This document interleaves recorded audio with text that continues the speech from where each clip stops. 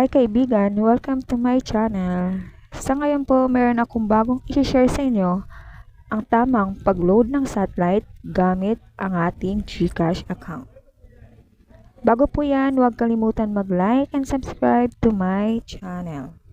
So okay, let's start mga friendly. Kailangan meron na kayong GCash account na nakaregistered sa inyong cellphone. Then buksan nyo lang yan. Then, sa loob, hanapin nyo lang yung load, yung naka-arrow. Then, select telco. Much better smart SIM na. Kasi yung gagamitin natin sa pag-text ng ating satellite. So, kahit alin naman dyan, pwede gamitin. Yung pan-load lang ng inyong pay TV.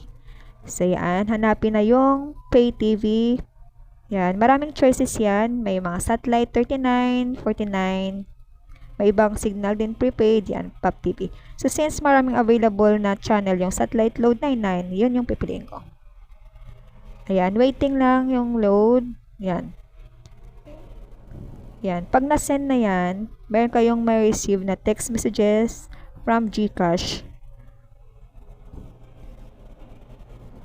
Ito po yung text messages na inyong marireceive.